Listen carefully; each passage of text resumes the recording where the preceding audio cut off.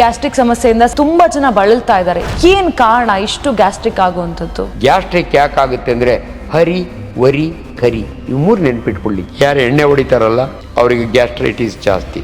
It is called alcoholic gastritis. Smoking ಇಂದನೂ gastric 100%. Tobacco is a irritant to your stomach. ಯಾರು breakfast 9 ಗಂಟೆ ಒಳಗೆ ಮಾಡಲ್ವಲ್ಲ ಅವ್ರಿಗೆ ಗ್ಯಾಸ್ಟ್ರಿಕ್ ಆಗುತ್ತೆ. It's a beautiful British terminology. You must break your fast. ಇತ್ತೀಚಿನ ಜನ ಪಾನಿಪುರಿ ಅಂದ್ರೆ ಬಹಳ ಜಾಸ್ತಿ ತಿಂತಿರ್ತಾರೆ. ಡರ್ಟಿಯೆಸ್ಟ್ ವಾಟರ್ ಅಂದ್ರೆ on earth is pani. That is the worst contaminant. ಯಾವುದೇ ಒಂದು ಆರ್ಗನ್ಗೆ ನಂಜಾದ್ರೆ ಐಟಿಸ್ ಅಂತ ಸೇರಿಸ್ತೀವಿ ನಾವು.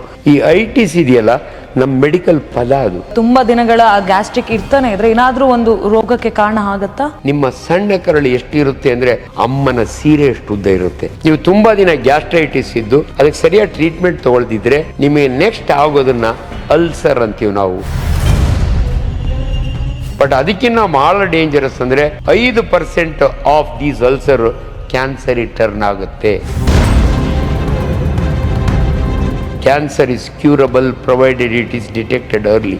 ಶೀಘ್ರ ಪತ್ತೆ ಕ್ಯಾನ್ಸರ್ ನಾಪತ್ತೆ. ಓಕೆ ಡಾಕ್ಟರ್, ಈಗ ನಾವು ಹಾರ್ಟ್ ಅಟ್ಯಾಕ್ ಬಗ್ಗೆ ಮಾತನಾಡ್ತಿದ್ವಿ, ಹಾಗೆ ಗ್ಯಾಸ್ಟ್ರಿಕ್ ಬಗ್ಗೆ ಮಾತನಾಡ್ತಾ ಇದ್ವಿ.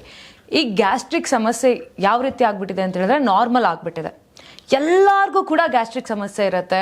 ಹೊಟ್ಟೆ ನೋವು ಬರೋವಂಥದ್ದು, ಬೇಗ ತೇಗ್ ಬರೋವಂಥದ್ದು ಜಾಸ್ತಿ. ಸೊ ಈ ರೀತಿಯಾಗಿ ಗ್ಯಾಸ್ಟ್ರಿಕ್ ಸಮಸ್ಯೆಯಿಂದ ಸಖತ್ ಅಂದರೆ ತುಂಬ ಜನ ಬಳಲ್ತಾ ಇದ್ದಾರೆ. ಏನು ಕಾರಣ ಇಷ್ಟು ಗ್ಯಾಸ್ಟ್ರಿಕ್ ಆಗುವಂಥದ್ದು? ಬಹಳ ಸಿಂಪಲ್ ಆಗಿ ಟೆಕ್ಸ್ಟ್ ಬುಕ್ ಆಫ್ ಸರ್ಜರಿ, ಬೇಲಿ ಅಂಡ್ ಲವ್ಸ್ ನಾವೆಲ್ಲ ಓದೋ ಪುಸ್ತಕ. ನಾನು ಪಾಠ ಮಾಡಬೇಕಾದ್ರೆ ಸ್ಟೂಡೆಂಟ್ಸ್ಗೆ ಅದರಿಂದ ನೋಟ್ಸ್ ತೊಗೊಂಡೋಗಿ ಹೇಳ್ತೀನಿ. ಹುಡುಗರು ಈಸಿಲಿ ಜ್ಞಾಪಕ ಇಟ್ಕೊಳ್ಳಿ ಅಂದರೆ ಗ್ಯಾಸ್ಟ್ರಿಕ್ ಯಾಕಾಗುತ್ತೆ ಅಂದರೆ ಹರಿ ವರಿ ಕರಿ ಇವು ಮೂರು ನೆನ್ಪಿಟ್ಕೊಳ್ಳಿ. ಕರಿ. ಹರಿ ಬರಿ ಎಲ್ಲದಕ್ಕೂ ಬೇಗ ಆಗ್ಬಿಡ್ಬೇಕು ಕೆಲಸ, ಇದೇ ಟೆನ್ಷನ್. ಅದರಿಂದ ಗ್ಯಾಸ್ಟ್ರಿಕ್ ಆಗುತ್ತೆ. ಟೆನ್ಷನ್ ಇಂದನೂ ಗ್ಯಾಸ್ಟ್ರಿಕ್ 100%. ಅದು ಹೆಂಗೆ ಅಂತ ನೀವು ಕೇಳಿದ್ರೆ ಬಹಳ ಈಸಿಯಾಗಿ ಹೇಳ್ತೀನಿ ನಾನು. Brain supreme organ of our body controls everything. ಅದರೊಳಗೆ ನಿಮ್ಮ ಜಠರನ ಕರುಳನ್ನ ಎಷ್ಟು ಚೆನ್ನಾಗಿ ಕಂಟ್ರೋಲ್ ಮಾಡುತ್ತೆ ಅಂದರೆ there are 2 nerves. Vagus nerve ಅಂತೀವಿ. ಬ್ರೈನ್ನಿಂದ ಇಲ್ಲಿಂದ ಬರುತ್ತೆ ಕೆಳಗೆ, ಜಠರಕ್ಕೂ ಬಂದು ಅಟ್ಯಾಚ್ ಆಗುತ್ತೆ. ಇದನ್ನು ವೇಗಸ್ ನರ್ವ್ ಅಂತೀವಿ. ನೀವು ಕೋಪ ಮಾಡಿಕೊಂಡ್ರೆ, ಟೆನ್ಷನ್ ಮಾಡಿಕೊಂಡ್ರೆ, ಹರಿಬರಿ ಮಾಡಿಕೊಂಡ್ರೆ ಆಸಿಡ್ ಜಾಸ್ತಿ ಆಗುತ್ತೆ. ಯಾಕಂದರೆ ಬ್ರೈನ್ ಸ್ಟಿಮ್ಯುಲೇಟ್ ಮಾಡುತ್ತೆ. ಅದಕ್ಕೆ ಹರಿ ವರಿ ಎಲ್ಲ ಟೆನ್ಷನ್ ಪ್ರತಿಯೊಂದಕ್ಕೂ ಕೂಡ ಯೋಚನೆ ಮಾಡೋದು. ಆ್ಯಂಡ್ ಅದರೊಳಗೆ ನಿಮ್ಗೆ ಹೇಳ್ತೀನಿ, ಮನುಷ್ಯರು ನೋಡಿದಾಗೆ ನಾವು ಹೇಳ್ತೀವಿ is A type A personality. Type 1. ಕೆಲವರು ಜನ ಹೆಂಗಿರ್ತಾರೆ ಅಂದರೆ ವೆರಿ ಸಿಸ್ಟಮ್ಯಾಟಿಕ್. ನಾನು ಹೇಳ್ದಂಗೆ ಆಗಬೇಕು, ನಾನು ಹೇಳ್ದಂಗೆ ಎಲ್ಲರೂ ಕೇಳಬೇಕು ಅಂತವ್ರು ಇರ್ತಾರಲ್ಲ, ಇಂಥವ್ರಿಗೆ ಹಾರ್ಟ್ ಅಟ್ಯಾಕ್ ಆಗೋದು ಜಾಸ್ತಿ. ಇವ್ರನ್ನ type A personality. Hurry worry curry. Curry ಇದೆಯಲ್ಲಮ್ಮ, ತುಂಬ ದಿನನಿತ್ಯ ಯಾವತ್ತೋ ಒಂದಿನ ಮಸಾಲೆ ವಡೆ ತಿಂದರೆ ಪರವಾಗಿಲ್ಲ. ಈ ಕರ್ದಿರೋದು ಇರ್ತಲ್ಲ, ಎಣ್ಣೆಯಲ್ಲಿ ಫ್ರೈ ಮಾಡಿರೋದು, ಚಿಪ್ಸು, ಚೌಚೌವು, pakoda, chilli chicken, road side panipuri ದಿನಾ ತಿಂತಾರಲ್ಲ ಅಂಥವ್ರಿಗೆ ಅಸಿಡಿಟಿ ಜಾಸ್ತಿ. ಈ ಮೂರು ನನಗೆ MBBS ಓದೋವಾಗಿಂದಲೂ ಗೊತ್ತಿತ್ತು. ಆದರೆ ಒಬ್ಬ ಸೈಂಟಿಸ್ಟ್ಗೆ, ಒಬ್ಬ ಫಿಸಿಷಿಯನ್ಗೆ ನೋಬೆಲ್ ಪ್ರೈಸ್ ಬರುತ್ತೆ. ಯಾಕೆ ಬರುತ್ತೆ ಗೊತ್ತಾ? ಅವನು ನಮ್ಮ ಜಠರದಲ್ಲಿ ಸ್ಟಮಕ್ ಹೆಂಗಿರುತ್ತೆ ಗೊತ್ತಮ್ಮ, ಒಂದು ಬ್ಯಾಗ್ ಇದ್ದಂಗೆ, ಲೆದರ್ ಬ್ಯಾಗ್. ನಾವು ತಿಂದ ಆಹಾರ ಅಲ್ಲಿ ಹೋಗುತ್ತೆ, ಅಲ್ಲಿ 4 ಅವರ್ಸ್ ಇರುತ್ತೆ. ಇದು ಜಠರ ಅದನ್ನೆಲ್ಲ ಚೆನ್ನಾಗಿ ಅರೆದು ಮುಂದೆ ಕಳಿಸುತ್ತೆ, ನಮ್ಮ ಡೈಜೆಷನ್ ಸ್ಟಾರ್ಟ್ ಆಗುತ್ತೆ. ಅದಕ್ಕೆ ಮೊದಲು ಇದರೊಳಗೆ ಒಂದು ಬ್ಯಾಕ್ಟೀರಿಯಾ ಇರುತ್ತೆ, H. ಪೈಲೋರೈ ಅನ್ನೋ ಬ್ಯಾಕ್ಟೀರಿಯಾನ ಈ ಪುಣ್ಯಾತ್ಮ ಕಂಡಿಡಿದ. ಎಂಡೋಸ್ಕೋಪಿ ಮಾಡಿ ಒಂದು ಬಯಾಪ್ಸಿ ತಗೊಂಡು H. ಪೈಲೋರೈ, ಯಾರಿಗೆ H. ಪೈಲೋರೈ ಇರುತ್ತಲ್ಲ ಅವರಿಗೆ ಗ್ಯಾಸ್ಟ್ರಿಕ್ ಜಾಸ್ತಿ.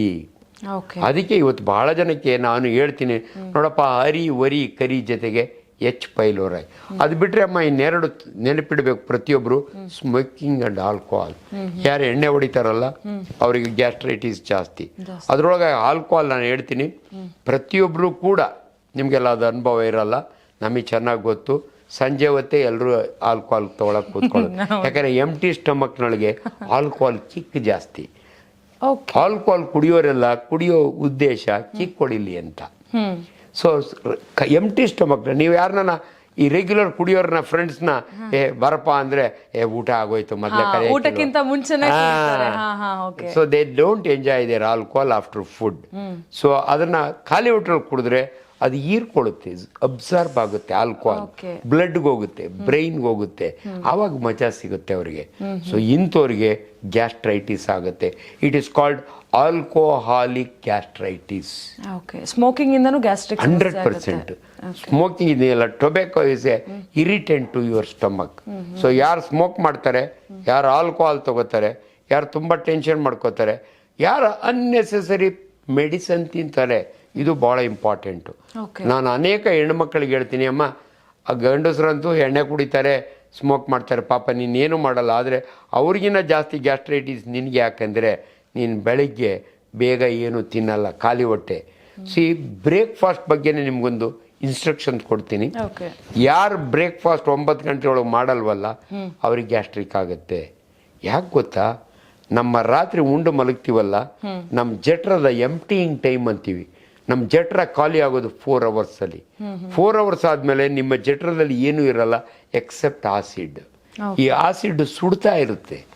ಅದಕ್ಕೆ ನೀವು ಆದಷ್ಟು ಬೇಗ ಬೆಳಗ್ಗೆ 8-9 ನೀವೇನ ತಿಂದರೆ, ನೀವೇನ ಕುಡಿದ್ರೆ, ಹಾಲು ಕುಡೀರಿ, ಬಿಸಿನೀರು ಕುಡೀರಿ, ಮಜ್ಜಿಗೆ ಕುಡೀರಿ, ಅಥವಾ ಇಡ್ಲಿ ತಿನ್ನಿ. That is called breakfast. It's a beautiful British terminology. You must break your fast. ನಮ್ಮಲ್ಲಿ ತಿಂಡಿ ಅಂತಾರೆ, ಟಿಫನ್ ಅಂತಾರೆ. ಹೆಣ್ಣು ಮಕ್ಕಳು ಯಾಕೆ ಮಾಡಲ್ಲ ಗೊತ್ತಾ? ಪಾಪ ಮಕ್ಕಳನ್ನ ಸ್ಕೂಲಿಗೆ ರೆಡಿ ಮಾಡಬೇಕು, ಯಜಮಾನ್ರಿಗೆ ಆಫೀಸಿಗೆ ತಯಾರು ಮಾಡಬೇಕು. ಈ ಸಮಯದಲ್ಲಿ ಅವ್ರು ಭಾಳ ಹೊತ್ತು 10 ಗಂಟೆ ಆದರೂ ಆ ಟೈಮ್ನಾಗ ಏನಾಗುತ್ತೆ ಗೊತ್ತಮ್ಮ, ಗ್ಯಾಸ್ಟ್ರಿಕ್ ಇರೋರಿಗೆ ತಲೆನೋವು ಶುರುವಾಗುತ್ತೆ, ಮೈಗ್ರೇನ್ ಹೆಡೇಕ್ ಅಂತೀವಿ. ಈ ಹೆಣ್ಮಗಳು ಏನು ಮಾಡ್ತಾಳೆ, ಅವಾಗ ಮನೆ ಕೆಲಸದೊಳಗೆ ಕಳಿಸ್ತಾಳೆ, ಅಮ್ಮ ಒಂದು ಮಾತ್ರೆ ತೊಗೊಂಬೋಗಂತ. And I will tell you, ನಮ್ಮ ದೇಶ ಬಾಂಗ್ಲಾದೇಶ ಬಿಟ್ಟರೆ ಪ್ರಪಂಚದಾಗ ಎಲ್ಲೂ ನೀವು ಅಂಗಡಿ ಒಳಗೆ ಹೋಗಿ ಮಾತ್ರೆ, pain killers, Anacin, ಸಾರಿಡಾನ್, action 500, dart ಇವೆಲ್ಲ ಇದಾವಲ್ಲ, ಎಲ್ಲೂ ಸಿಗಲ್ಲ. ನಾನು ಇಡೀ ವರ್ಲ್ಡ್ ಟ್ರಾವೆಲ್ ಮಾಡಿದ್ದೀನಿ, ಎಲ್ಲೂ ಈ ಮಾತ್ರೆಗಳು ತೊಗೊಳಕ್ಕೆ. ನಮ್ಮ ದೇಶದೊಳಗೆ ಅಲ್ಲಿ ಕೊಟ್ಟರೆ ಕೊಡ್ತಾರೆ, ತಂದು ನುಂಗ್ತಾರಲ್ಲ ತಲೆನೋವು ಹೋಗ್ಲಿ ಅಂತ. ನಾನು ಭಾಳ ಈಸಿಯಾಗಿ ಕನ್ನಡ ಭಾಷೆಯಲ್ಲಿ ಹೇಳ್ತೀನಿ, ಊದೋದು ಹೋಗಿ ಒದರೋದು ಬಂತು ಅಂತಾರೆ. ಇದು ಹೊಟ್ಟೆ ಅವ್ರಿಗೆ ತಲೆನೋವು ಮಾತ್ರೆ ತೊಗೋತಾರಲ್ಲ, ಸ್ಟಮಕ್ ಒಳಕ್ಕೆ ಈ ಮಾತ್ರೆ ಹೋದರೆ ಗ್ಯಾಸ್ಟ್ರೈಟಿಸ್ ಶುರುವಾಗುತ್ತೆ. ಸೊ ಅದರಿಂದ ದಯವಿಟ್ಟು ಜನಗಳಿಗೆ ಒಂದು ಸಲಹೆ, ದಯವಿಟ್ಟು ಅನ್ನೆಸರಿ ಪೇಯ್ನ್ ಕಿಲ್ಲರ್ಸ್ನ ಎಂಟಿ ಸ್ಟಮಕ್ ತಗೊಳ್ಳೇಬೇಕು ಅನ್ನಿ. ಯಾಕೋ ತಡಿಲಿಕ್ಕಾಗ್ತಿಲ್ಲ, ದಯವಿಟ್ಟು 2 ಬಿಸ್ಕೆಟ್ ತಿನ್ನಿ, ಇಲ್ಲದ್ರೆ ಒಂದು ಬನ್ ತಿನ್ನಿ, ಇಲ್ಲದ್ರೆ ಒಂದು ಇಡ್ಲಿ ತಿನ್ನಿ, ಆಮೇಲೆ ಮಾತ್ರೆ ನುಂಗಿ. ಖಾಲಿ ಹೊಟ್ಟೆಗೆ ಯಾವುದೇ ಕಾರಣ ಅದ್ರೊಳಗೆ ಪೇಯ್ನ್ ಕಿಲ್ಲರ್ಸ್, NSAIDs ಅಂತೀವಿ ನಾವು, ನಾನ್ ಸ್ಟೀರಾಯ್ಡಲ್ ಆಂಟಿ ಇನ್ಫ್ಲಮೇಟರಿ ಡ್ರಗ್ಸ್ ಅಂತೀವಿ ನಾವು, NSAIDs. ದಯವಿಟ್ಟು ಪೇಯ್ನ್ ಕಿಲ್ಲರ್ಸ್ನ, ಮೈಕೈ ನೋವು ಮಾತ್ರೆ ಆಗಲಿ, ತಲೆನೋವು ಮಾತ್ರೆ ಆಗಲಿ, ಯಾವುದೇ ಪೇಯ್ನ್ ಕಿಲ್ಲರ್ನ ಎಂಟಿ ಸ್ಟಮಕ್ನ ತಗೋಬೇಡಿ, ನಿಮಗೆ ಗ್ಯಾಸ್ಟ್ರಿಕ್ ಜಾಸ್ತಿ ಆಗುತ್ತೆ. ಇದು ಇಂಪಾರ್ಟೆಂಟ್. ಈ ರೀತಿಯಾಗಿ ಕಂಟ್ರೋಲ್ ಮಾಡ್ಬೋದು. ಇಷ್ಟೆಲ್ಲ ರೀಸನ್ಸ್ ಇದೆ. ಮತ್ತು ಈಗ ಗ್ಯಾಸ್ಟ್ರಿಕ್ನ ಕಂಟ್ರೋಲ್ ಮಾಡ್ಬೇಕಂತ ಹೇಳಿದ್ರೆ ನಾವು ಟೈಮ್ ಟು ಟೈಮ್ ಊಟ ಮಾಡಬೇಕು. ನೀವು ಆಗ್ಲೇ ಹೇಳ್ದಾಗೆ ಆ 3 ಟಿಪ್ಸ್, ಕರಿ, ಈ 3ನ ಫಾಲೋ ಮಾಡಿ ಗಮನದಲ್ಲಿ ಇಟ್ಕೊಳ್ಳಿ. ಹರಿ ಬರೇ ತಿನ್ಬೇಡಿ, ಎಲ್ಲದಕ್ಕೂ ವರಿ ಮಾಡಬೇಡಿ, ತುಂಬಾ ಕರಿ ತಿನ್ಬೇಡಿ. ಹರಿ, ವರಿ, ಕರಿ. ಅದಾದ್ಮೇಲೆ H. ಪೈಲೋರಿ ಕೂಡ ನನಗೆ ಎಲ್ಲಿ ನೀವು ಅದನ್ನು ಅವಾಯ್ಡ್ ಮಾಡಿ. ಭಾಳ ಜನಕ್ಕೆ ಅದರೊಳಗೆ ಸಿಟಿ ಲೈಫ್ನೊಳಗೆ ರೋಡ್ ಸೈಡ್ ತಿನ್ನೋದು ಅಭ್ಯಾಸ. ನೀವು ಸಾಯಂಕಾಲ ಹೋಗಿ ಸಜ್ಜನರಾವ್ ಸರ್ಕಲ್ನಾಗೆ ಕಾರ್ಗಳು ನಿಲ್ಲಿಸಿ ಕಾರ್ಗಳೊಳಗೆ ತರಿಸಿ ತಿಂತಾರೆ. ಈ ಫುಡ್ಡಲ್ಲಿ ಅದರೊಳಗಾಗಿ ಪಾನಿ ಇರುತ್ತಲ್ಲ, ಡರ್ಟಿಯೆಸ್ಟ್ ವಾಟರ್ ಅಂದರೆ ಅನರ್ತ್ ಈಸ್ ಪಾನಿ.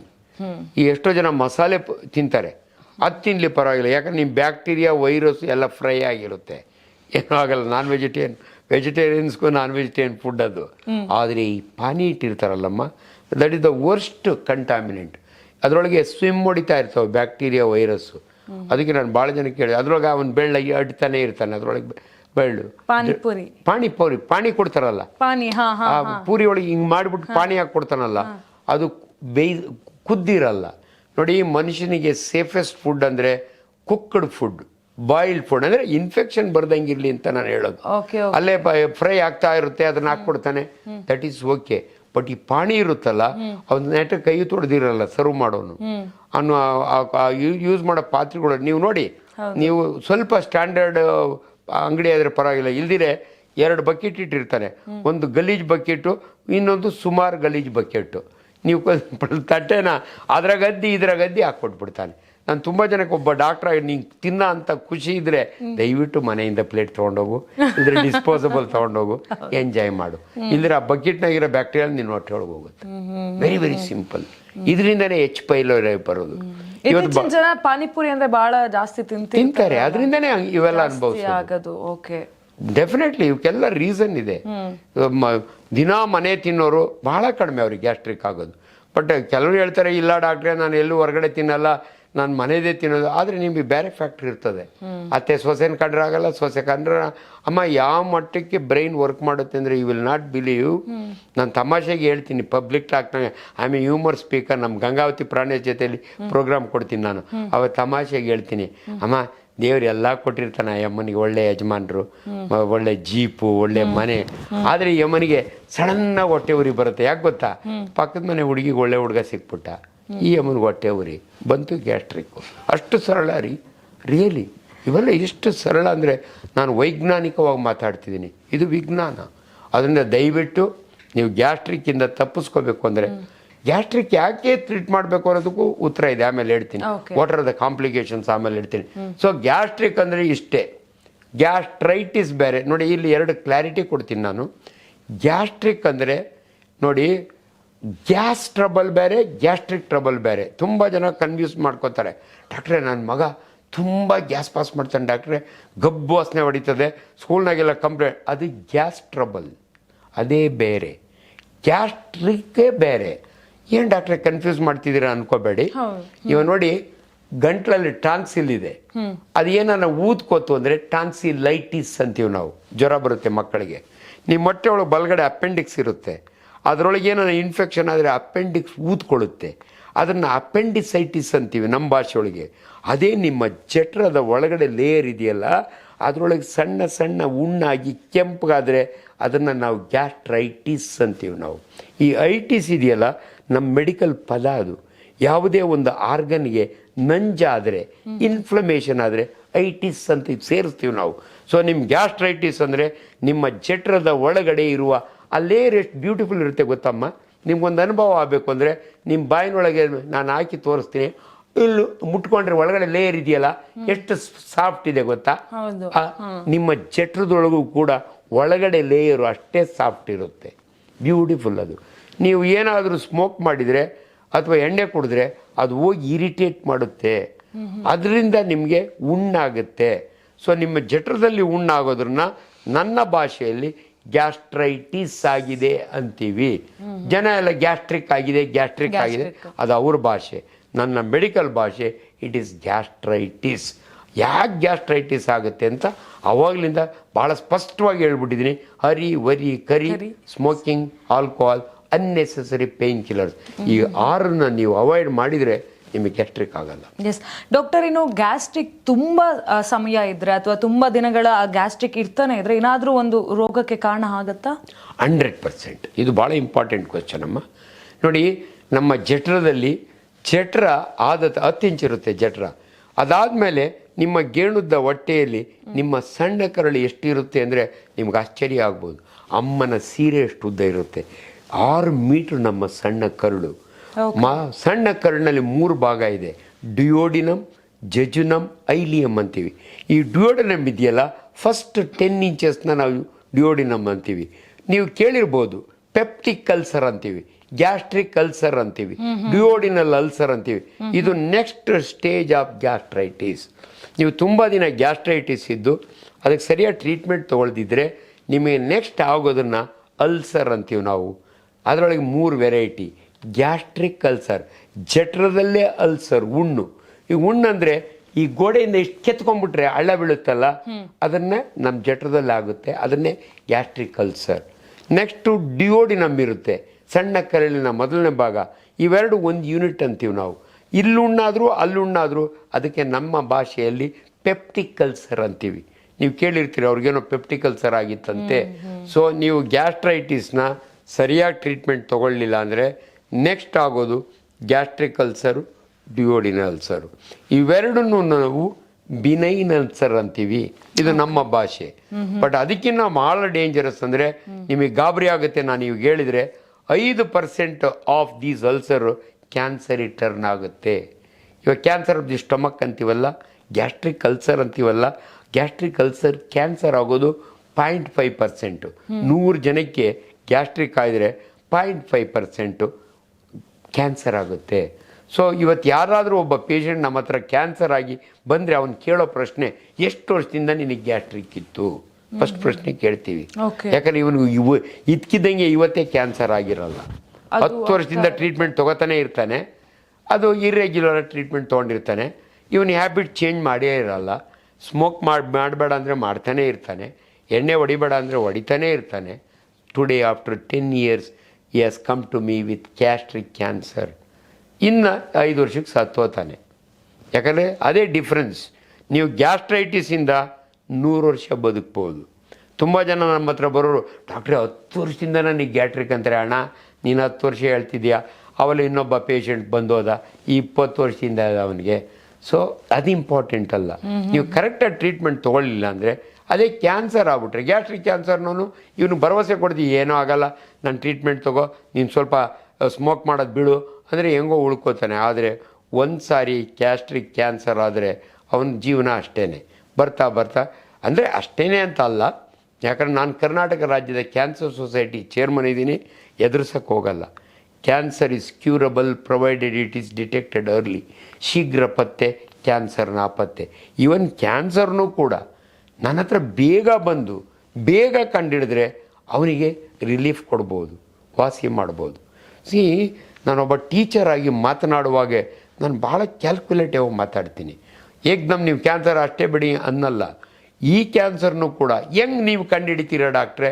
ವೆರಿ ಸಿಂಪಲ್ ಅಮ್ಮ. ನಮಗೆ ಡೌಟ್ ಬಂದರೆ ಏನು ಮಾಡ್ತೀವಿ ಗೊತ್ತಮ್ಮ? ಟುಡೇ ಆ ವಿಜ್ಞಾನಿಗೆ ಕೈ ಮುಗಿಬೇಕು ನಾನು. ಎಂಡೋಸ್ಕೋಪ್ ಕಂಡುಹಿಡಿದ ಪುಣ್ಯಾತ್ಮ. ನಾ ಎಂಡೋಸ್ಕೋಪ್ ಪಾಸ್ ಮಾಡಿದರೆ ಅಲ್ಲಿ ಟಿ ವಿ ಒಳಗೆ ನಿಮ್ಮ ಇಡೀ ಜಠರನ ನಿಮಗೆ, ನೋಡಮ್ಮ ನೀನು ಅಲ್ಸರ್ ಹೆಂಗಿದೆ ನೋಡು ಅಂತ ತೋರಿಸ್ತೀವಿ. ಅಮ್ಮ ನಿಂತಿದ್ರೆ, ಅಪ್ಪ ನಿಂತಿದ್ರೆ ಅವ್ರ ಅಪ್ಪನಿಗೂ ತೋರಿಸ್ತೀವಿ. ಸೊ ಅದನ್ನು ನನಗೆ ಗೊತ್ತಾಗುತ್ತೆ ಅಲ್ಸರ್. ಅದರೊಳಗೆ ಏನಾದರೂ ಡೌಟ್, ಗ್ಯಾಸ್ಟ್ರಿಕ್ ಕ್ಯಾನ್ಸರ್ ಲಕ್ಷಣಗಳು ನನಗೆ ಗೊತ್ತು ಆ್ಯಸ್ ಎ ಸರ್ಜನ್. ಡೌಟ್ ಬಂದ ತಕ್ಷಣವೇ ಒಂದು ಬಯಾಪ್ಸಿ ತೊಗೋತೀನಿ, ಒಂಚೂರು ಎತ್ಕೋತೀನಿ, ಅದರೊಳಗಿಂದ ಟೆಸ್ಟಿಗೆ ಕಳಿಸ್ತೀನಿ. ವಿತಿನ್ 24 hours ಇದು ಕ್ಯಾನ್ಸರೋ ಅಲ್ಲ ಅಂತ ಬರುತ್ತೆ. ಇದು ಅರ್ಲಿ ಕ್ಯಾನ್ಸರ್ ಆದರೆ ಅವನಿಗೆ ಫಸ್ಟ್ ಕ್ಲಾಸ್ ಟ್ರೀಟ್ಮೆಂಟ್ ಕೊಡ್ತೀನಿ. 5 ವರ್ಷಕ್ಕೆ ಸಾಯೋನು 15 ವರ್ಷ ಬದುಕ್ತಾನೆ. ಸೊ ಇವೆಲ್ಲ ಬಹಳ ಇಂಪಾರ್ಟೆಂಟ್ ವೈಜ್ಞಾನಿಕ ಮಾತುಗಳು. ಸೊ ನಾನು ಮಾತನಾಡುವಾಗ ಕ್ಯಾನ್ಸರ್ ತಂದೆ, ಆದರೆ ಕ್ಯಾನ್ಸರ್ ಬಂದವರೆಲ್ಲ ಸತ್ತೋಗ್ತಾರೆ ಅಂತ ಹೇಳಲಿಲ್ಲ. Early cancer is curable.